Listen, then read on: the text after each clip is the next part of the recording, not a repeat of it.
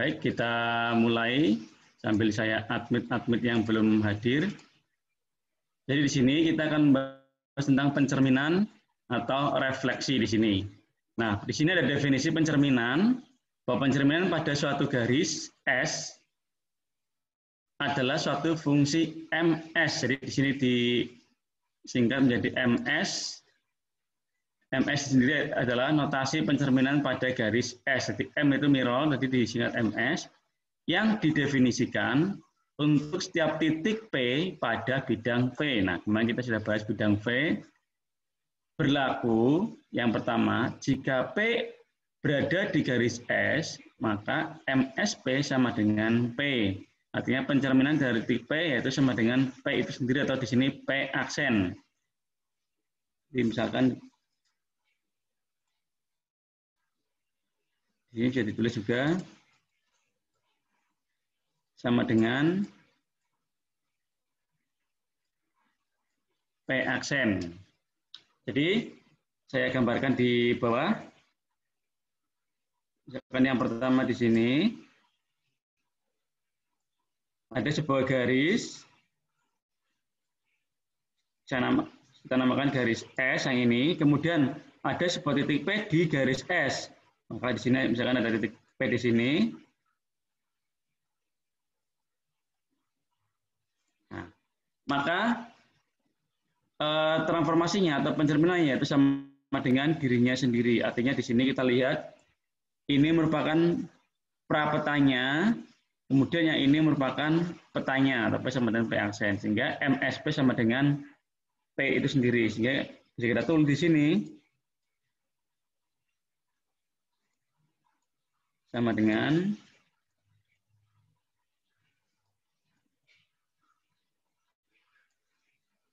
MS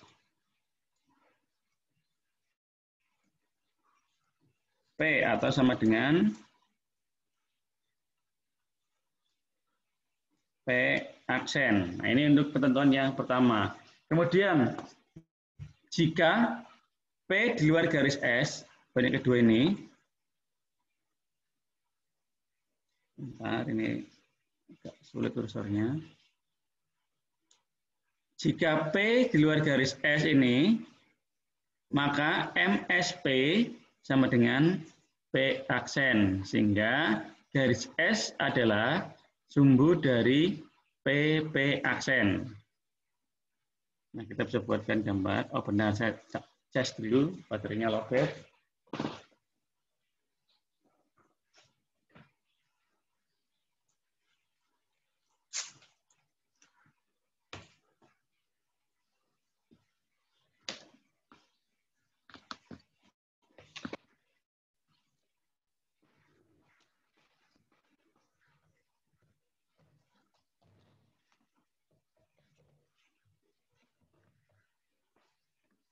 Kalau kita gambarkan di sini, saya coba gambarkan.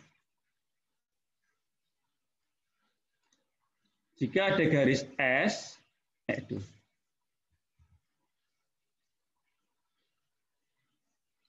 di sini. Jika ada garis S, kemudian ada sebuah titik P di sini, misalkan. Artinya titik P ini di luar garis S. Sehingga pencerminan dari P ini terhadap S, yaitu kita tarik garis tegak lurus. Dengan jarak yang sama ya, ini tegak lurus. Dengan jarak yang sama. Kita dapatkan P aksen. Atau MSP.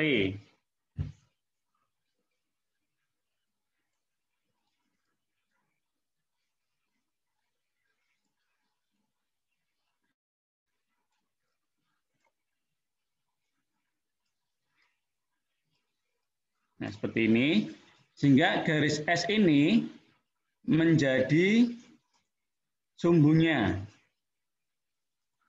Jadi di sini garis S ini menjadi sumbunya dan P aksen ini tegak lurus dengan garis S. Jadi saat titik P di sini di luar garis S, maka P aksennya juga di luar garis S. Jadi ini definisi dari pencerminan pada transformasi. Baik, kita lanjut ya. Jadi ini jika P di S maka bagaimana? Jika P di luar garis S maka seperti apa? Ini sudah saya jelaskan pada gambarnya. Baik, kita lanjut. Pencerminan sebagai transformasi. Nah, karena kita bicara transformasi, maka jelas pertama dia harus sebuah fungsi. Kemudian dia sebuah padanan atau fungsi surjektif. Yang ketiga dia injektif. Maka ketiga ini harus dipenuhi. Kalau terpenuhi maka dia dinamakan sebagai transformasi. Nanti kita coba menunjukkan apakah pencerminan sebagai transformasi atau bukan. Oke, kita lanjut. Nah, pencerminan adalah sebuah fungsi. Sesuai dengan definisi, jelas daerah asal M adalah seluruh bidang V, sehingga pencerminan adalah satu fungsi dari V ke V. Coba kita kembali ke awal tadi.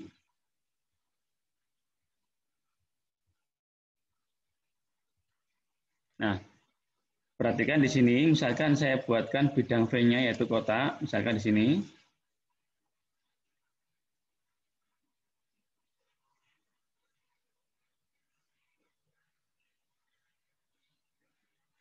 Nah, kotak inilah yang dinamakan sebagai bidang V-nya, yang kemarin sudah saya jelaskan.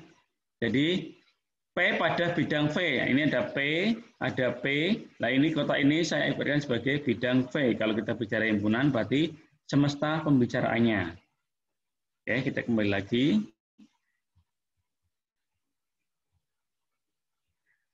Jika jelas, sesuai dengan definisi, jelas daerah asal M adalah seluruh bidang V, sehingga pencerminan adalah suatu fungsi dari V ke V. Jadi jelas ya, dia suatu fungsi. Tadi jika P-nya di dalam garis S, dan juga P di luar garis S, ternyata dia masih dalam bidang V. Kemudian pencerminan adalah padanan yang surjektif. Nah, kita ingat kembali teman-teman, untuk menunjukkan apakah dia surjektif atau tidak, kemarin kita cukup ambil satu ambil satu peta, kita tunjukkan apakah dia memiliki prapeta atau tidak. Kemarin seperti itu yang sudah kita bahas. Misalkan di sini, kita ambil sebarang X aksen atau petanya pada bidang V. Coba saya gambarkan.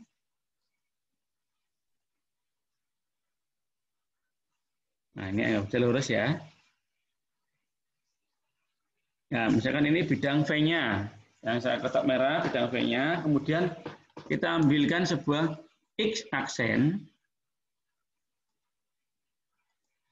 X aksen di bidang V.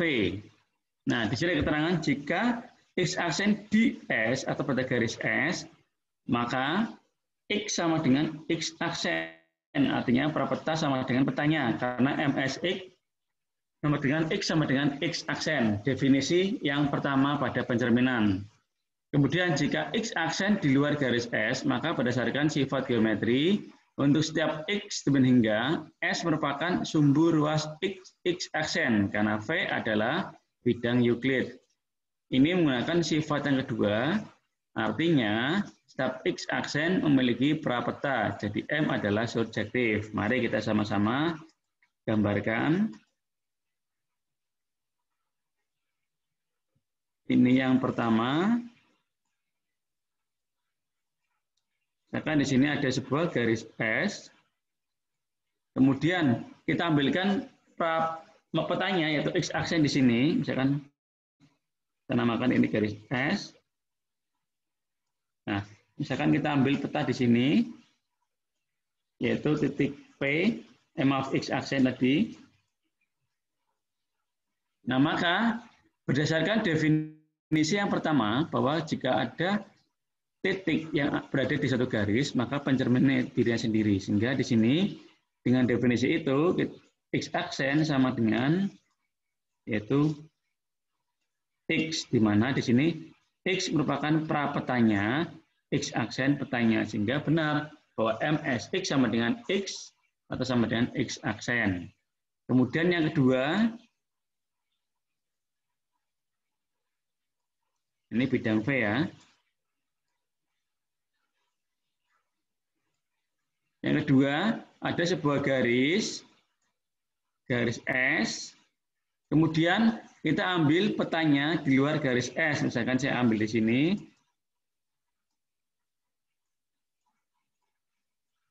X aksen. Nah, ini kita ambilkan peta. Nah, kita tunjukkan apakah dia memiliki prapeta atau tidak. Nah, di sini berdasarkan sifat yang kedua, bahwa garis S ini akan menjadi sumbu garis dari X aksen ke X nanti. Sehingga kita bisa tarik garis dari X aksen, tegak lurus dengan garis S, dengan jarak yang sama.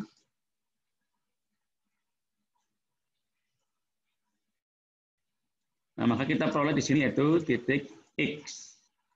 Sehingga jelas titik X di sini merupakan prapeta dari peta ini. Sehingga setiap X memiliki prapeta di sini. Setiap X aksen yang kita ambil memiliki prapeta di sini. X aksen ini juga memiliki prapeta. Sehingga karena keduanya terpenuhi, maka M adalah surjektif. Jadi ini penjelasan dia surjektif atau bukan surjektif. Kemudian kita lanjut.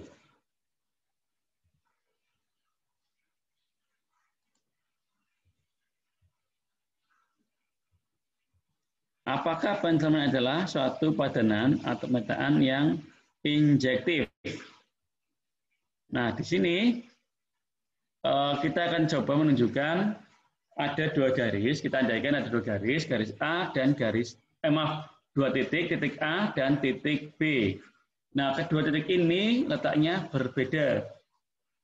Kita akan menunjukkan apakah kedua titik ini saat di dalam garis, saat salah satu A atau B-nya di luar garis, kemudian saat keduanya di luar garis. Kita tunjukkan bersama-sama.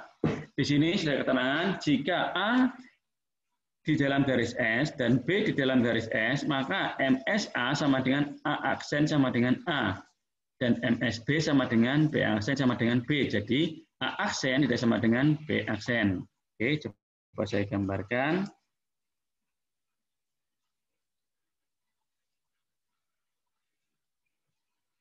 Aduh, nggak lurus, maaf.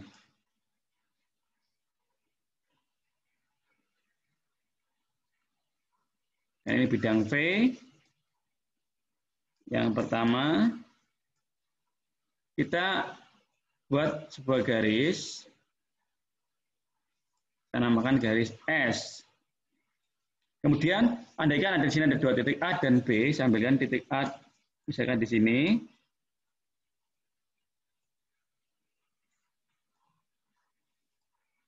Dan titik B di sini.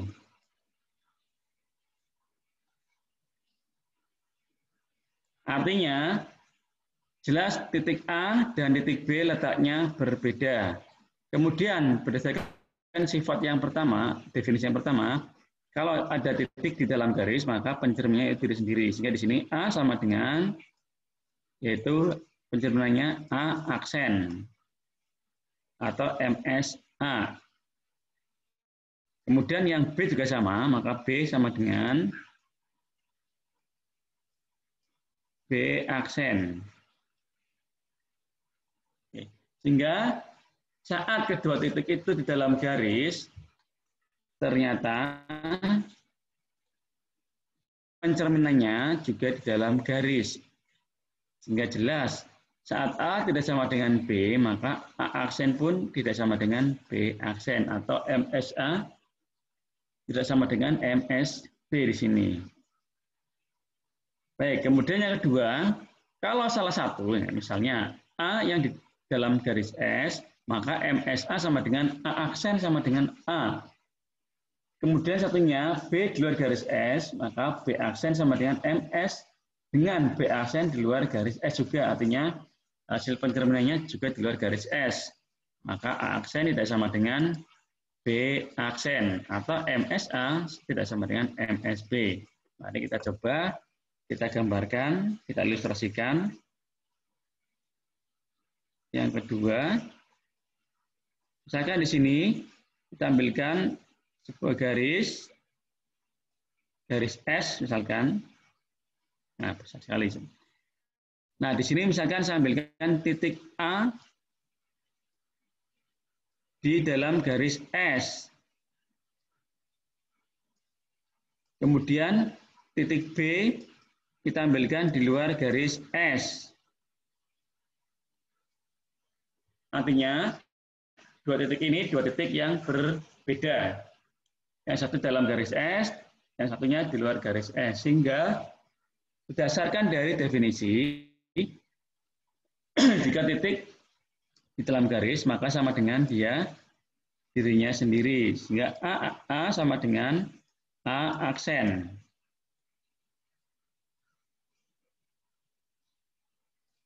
Kemudian titik B ini dicerminkan dari garis S, maka kita tarik garis dengan cara yang sama dan tegak lurus. Maka kita peroleh di sini yaitu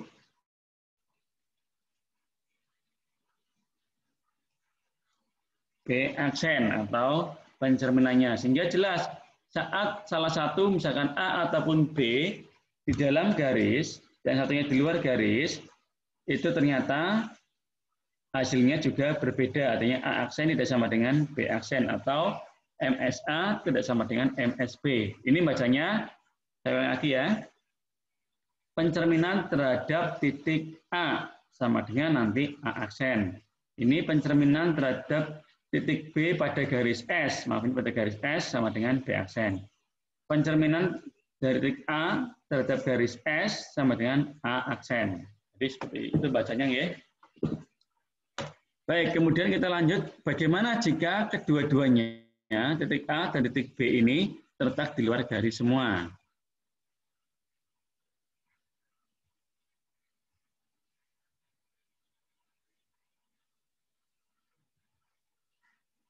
Oke, di sini bagaimana jika A dan B di luar garis semua? Nah, di sini gambarnya di mana ya? Di sini ya, di pojok atas. Andaikan bahwa MSA sama dengan MSB, artinya diandaikan hasilnya atau petanya itu sama, A aksen sama dengan B aksen, artinya dari titik A dicerminkan terhadap garis S sama dengan A aksen. Ini juga sama.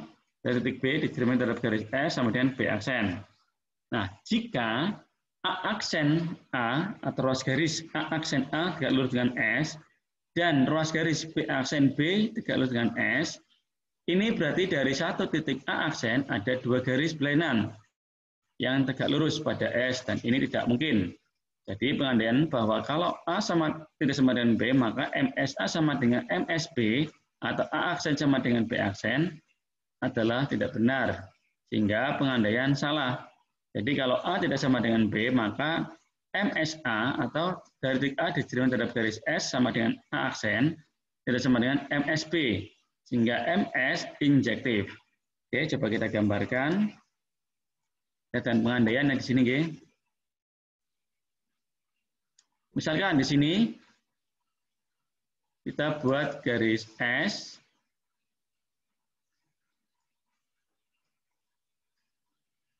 Nah, kemudian ada sebuah titik A.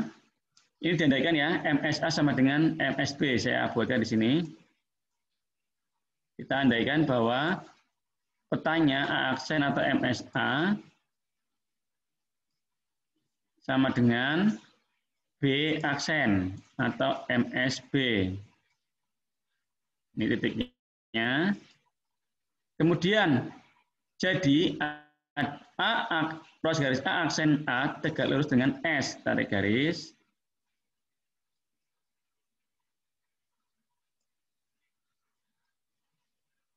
Jadi A aksen A di sini A misalkan ya. Itu tegak lurus dengan garis S Dan B aksen juga sama, tegak lurus dengan garis S. Nah, ini berarti ada dua garis. Ada dua garis, A aksen A, B aksen B yang berhimpit di sini. Dan tegak lurus dengan garis S. Dan hal ini tidak mungkin karena tadi apa? A dan B-nya berbeda, sehingga jelas jika A tidak sama dengan B, maka harusnya A aksen dan B aksen juga berbeda. Jadi gambar yang sesuai, yaitu misalkan saya buatkan garis lagi di sini.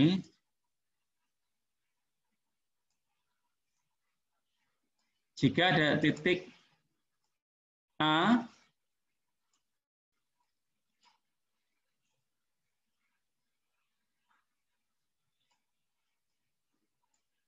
dan ada titik B yang letaknya berbeda, kemudian kita cerminkan dalam garis S, dapatkan di sini A aksen, dia tegak lurus, kemudian dari titik B tarik garis, dia juga tegak lurus, dapatkan B aksen. Jadi haruslah jika keduanya di luar garis, maka petanya juga berbeda. Artinya A tidak sama dengan B, maka A aksen juga tidak sama dengan B aksen. Maka jelas dia injektif. Baik, kita lanjut. Nah, kemudian ada sebuah teorema, setiap refleksi pada garis adalah suatu transformasi. Nah, kita akan mencoba apakah benar setiap refleksi atau pencerminan adalah suatu transformasi.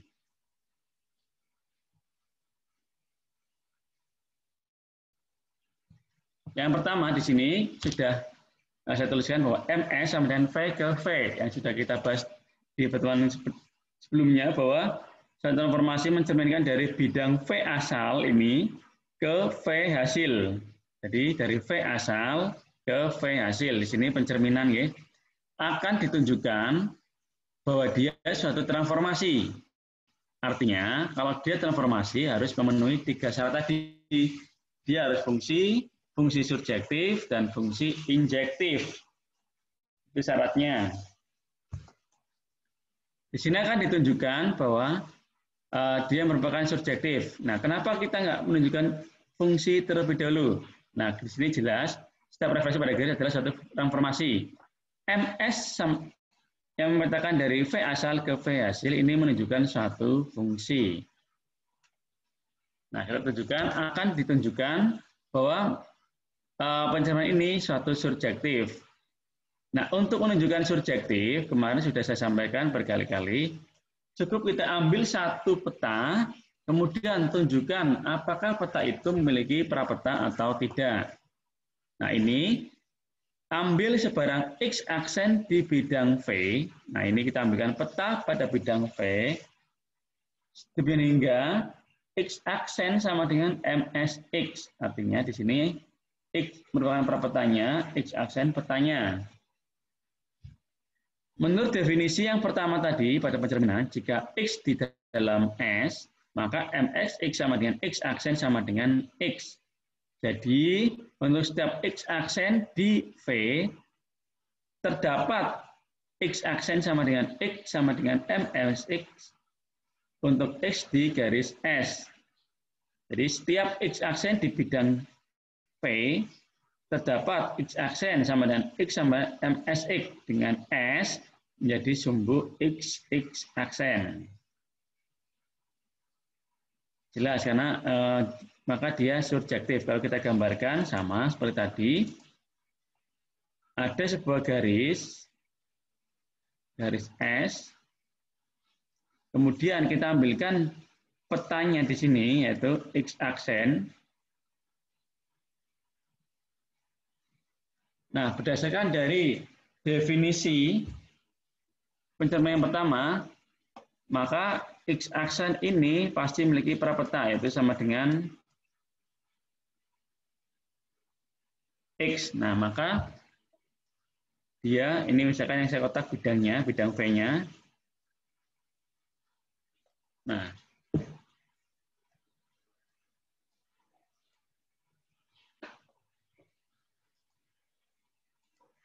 artinya ini menunjukkan bahwa dia surjektif. Baik, kita lanjutkan.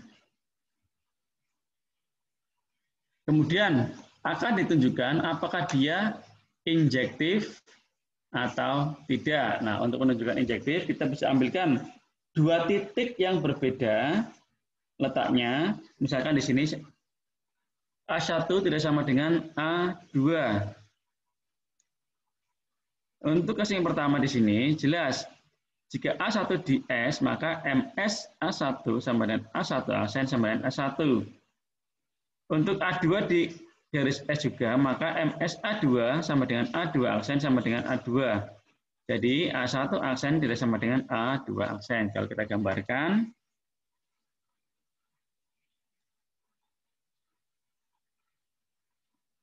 ada sebuah garis, itu garis S. Apa garisnya harus selalu S, tidak harus, monggo.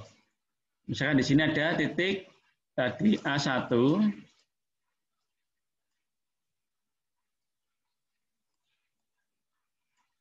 Kemudian di sini ada titik A2.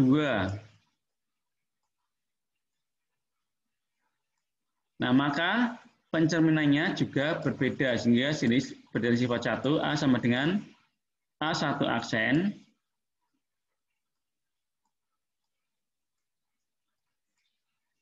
Di sini A2 sama dengan A2 aksen.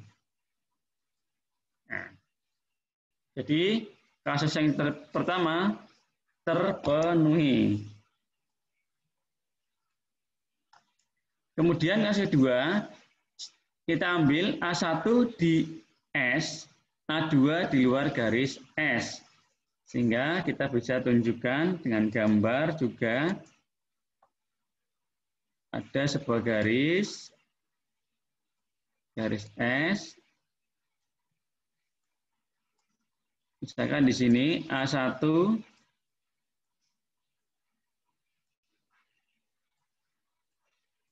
di dalam garis S, kemudian A2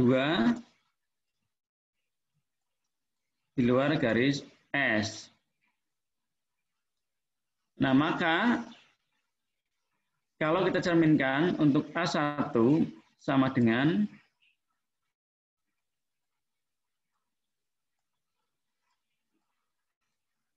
A1 aksen, kemudian untuk A2 kita cermin terhadap garis S,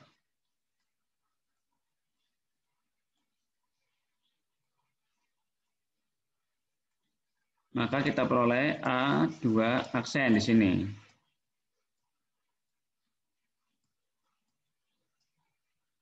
Artinya di sini saat kita ambil A1 di S ini dan A2 di luar garis S, maka pencerminan untuk A1 sama dengan A1 aksen di sini. Dan untuk A2 atau titik A2 di cermin terhadap garis S dapatkan A2 aksen.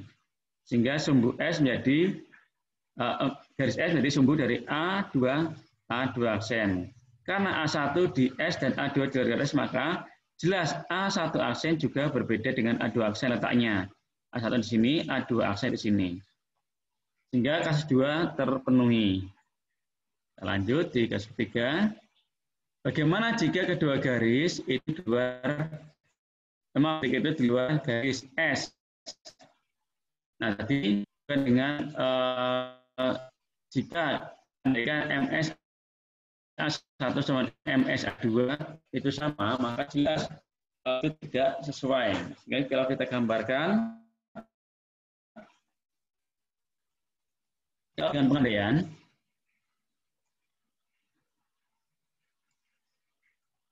ini ada garis S, misalkan bahwa MSA1 sama dengan MSA2, artinya jika kita andaikan A1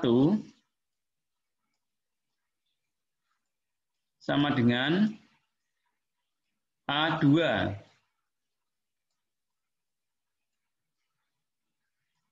Maka kalau kita cerminkan dalam garis S di sini,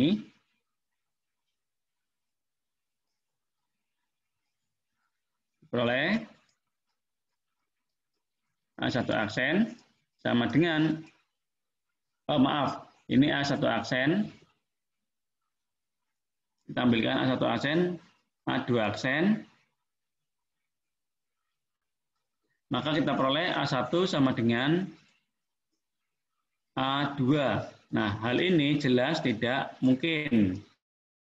Nah, saat kita ambilkan kedua titik tadi berbeda, petanya juga harus berbeda. Sehingga gambar yang sebenarnya yaitu misalnya ada garis S, kemudian kita ambilkan dua titik yang berbeda. Sini misalkan A1, dan kita ambil lagi titik A2,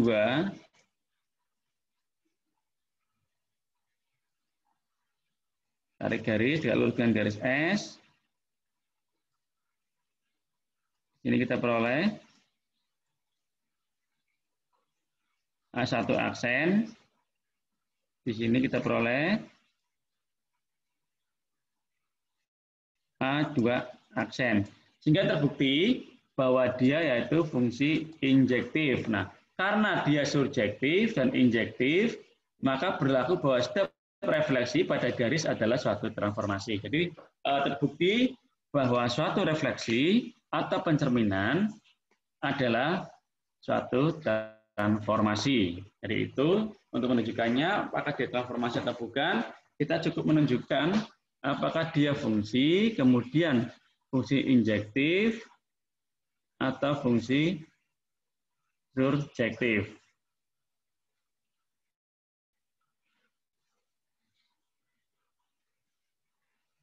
Oke, baik, kita lanjut. Kita ke contoh 1.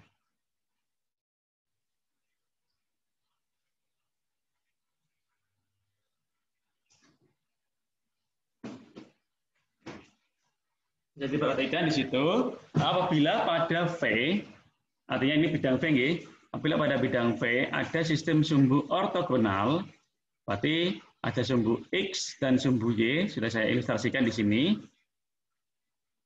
Dan titik A 1,3, ini 1,3 saya gambarkan di sini, semoga pas. Sedangkan B min 2, min 1. Kita gambar di sini, min 2, min 1. Di sini titik B-nya. Tentukan persamaan sebuah garis G, sehingga MGA sama dengan B. Bacanya, dari titik A dicerminkan terhadap garis G sama dengan B. Jadi B ini petanya, A prapetanya. Nah, untuk menjawabnya, persamaan garis AB yaitu Y min Y1 per Y2 min Y1 sama dengan X min X1 per X2 min X1. Kita masukkan Y13, Y2 min 1, Y13 di sini sama dengan X min 1 per min 2 min 1 dari X2 dan X1-nya diketahui ini. Sehingga dioperasikan, diperoleh 4X min 3Y plus 5 sama dengan 0. Dari persamaan ini kita peroleh gradiennya. Masih ingat gradien teman-teman? Harusnya masih ingat. Siap. Nah, maka diperoleh gradiennya yaitu 4/3. Untuk persamaan garis AB-nya. Lanjut. Maka untuk gradien yang tegak lurus garis AB yaitu min 3/4. Karena kalau gradien tegak lurus M1 kali M2 sama dengan min 1. Tadi M1-nya 4/3 sehingga kita peroleh M2-nya min 3/4 untuk gradiennya. Kemudian titik tengah AB, nah titik tengah garis AB ini kita cari, titik tengah garis AB dengan cara 1,3 tambah min 2, min 1 dibagi 2 sama dengan min 1,2 per 2. Sehingga diperoleh yaitu min setengah, 1. Persamaan garis yang melalui min setengah, 1 dengan gradien, ini salah ya. Ini min 3/4, mohon maaf ini nggak kelihatan di bawahnya. Jadi dengan gradien M sama dengan ini min 3/4 ya, bukan 3. Min 3/4 adalah Y min Y1 sama dengan M kali X min X1. Kita masukkan nilainya masing-masing. Y min 1, Y1 sama dengan gradiennya dari min 3/4 kali X. X1-nya itu min setengah sehingga plus setengah. Kita uraikan, dapatkan Y sama dengan min 3/4 X plus 5/8. Sehingga diperoleh 8Y plus 6X min 5 sama dengan 0. Nah, ini salah nih, kurang. Jadi di sini 6X plus 8Y, di sini bukan min ya, plus 8Y min 5 sama dengan 0. Jadi persamaannya sudah diketahui.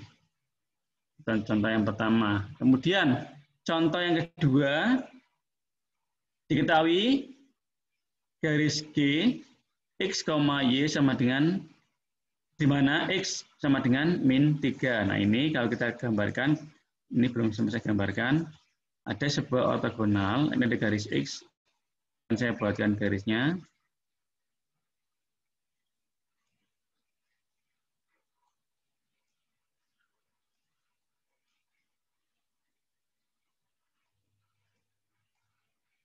Nah, misalkan ini garis X sama dengan min 3. Ini garis X sama dengan min 3. Nah, kurang lebih seperti ini gambarnya untuk soalnya. Yang ditanyakan MGA atau titik A ditentukan dari garis G bila A-nya 2,1. Yang B, bila MGC sama dengan min 1,7, maka C-nya berapa? Artinya ini petanya yang diketahui, min 1,7 dicari perang petanya. Yang kedua, yang ketiga, titik P, X, Y, maka MGP-nya seperti apa? Oke, kita bahas satu persatu. Nah, di sini yang pertama, persamaan garis yang melalui A 2,1 dan tegak lurus G adalah Y sama dengan 1. Jadi, kalau kita buatkan garisnya,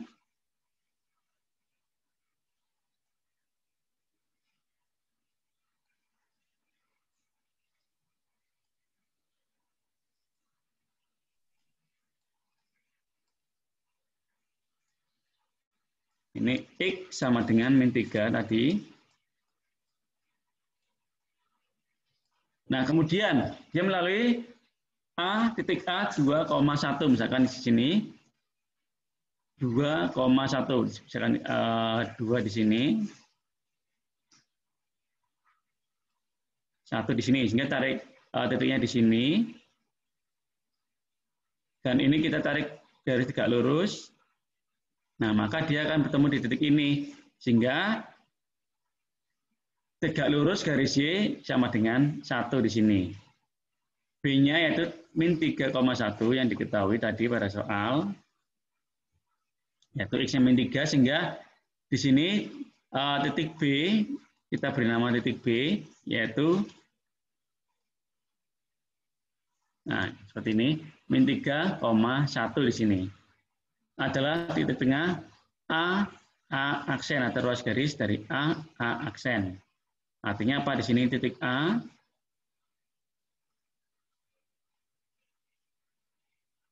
Kemudian A aksennya di sini.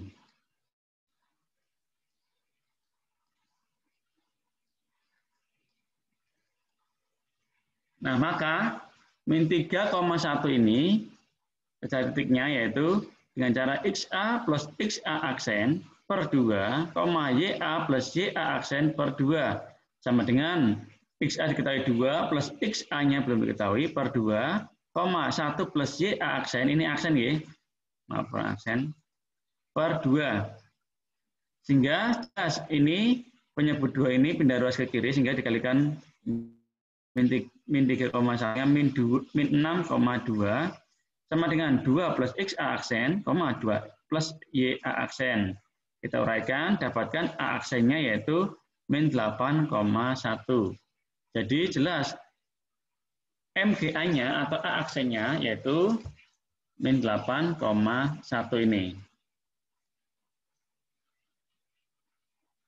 Kemudian yang kedua, persamaan garis yang melalui MGC atau petanya dari titik C yaitu min 1,7 dan tegak lurus dengan garis G sama dengan 7. Nah, kita untuk mengetahuinya buat garis dulu. Aduh, miring, maaf ya. Nah, Y di sini X. Sini X sama dengan min 3.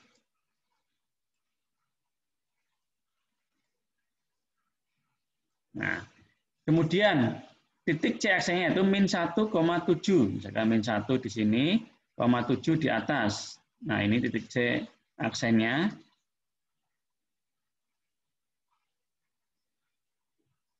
Dan tegak lurus dengan G yaitu di Y-7. Jadi kalau saya tarik garis, nah ini ya tegak lurus. Sehingga D-nya yaitu min 3,7. Titik D di sini, kita beri nama titik D. Nah, adalah titik tengah, bukan aksen ya, C aksen. Karena di sini C aksen, di sini berarti C-nya. Nah, bukan A, tapi sini.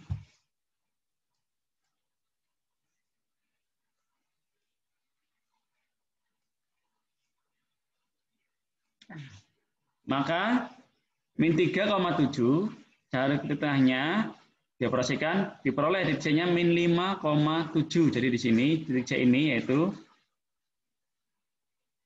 min 5,7. Nah, ini kasus yang kedua. Nah, kemudian untuk persamaan garis yang melalui P, X, Y dan tegak lurus G adalah Y sama dengan YP. Misal, Q sama dengan XQ, YQ. Kita misalkan ya, karena kita belum tahu nilainya, adalah titik tengah P aksen. Jelas, Q sama dengan min 3, YP, karena X-nya sama dengan min 3. XP plus XP aksen per 2, YP plus YP aksen per 2. Pindah ruas duanya sehingga min 2,2 YP sama dengan XP plus XP aksen, YP plus YP aksen. Kita uraikan, diperoleh bahwa MGP sama dengan P aksen sama dengan min 6 min X, Y. Jadi ini hasilnya yang ketiga.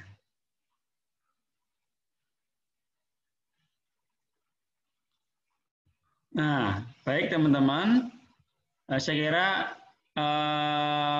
itu yang bisa kita bahas untuk pertemuan kali ini. Dan nanti teman-teman silakan ke forum diskusi. Di tugas akhir itu sudah saya berikan soalnya. Coba nanti teman-teman diskusikan di forum diskusi karena kita masih ada waktu. Jadi silakan nanti bisa di forum diskusi. Baik, teman-teman silakan barangkali ada pertanyaan. Monggo. Pak. Ya, silakan. Boleh ditampilkan PPT lagi slide kedua dari terakhir, Pak. Slide kedua dari terakhir ya. Oke, benar. Screenshot dulu orat-oratannya.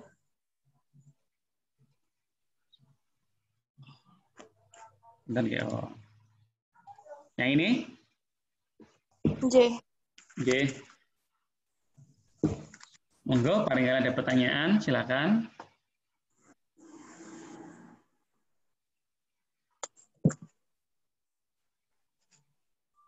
Sampun, Pak. Terima kasih. Oke, sama-sama Mbak Mila. Monggo, teman-teman, kalau ada yang kurang jelas atau ada yang disampaikan, kita diskusi dulu sebelum masuk ke forum diskusi. Silakan. Atau belum ada?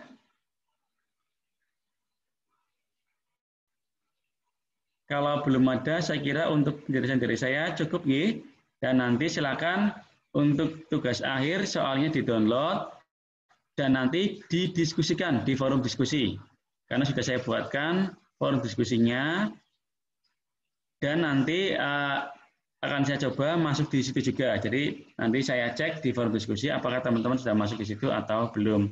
Untuk yang didiskusikan bisa dengan soal tugas akhir yang sudah saya upload di Spada. Begitu nggih? Monggo saya beri kesempatan lagi, barangkali ada pertanyaan.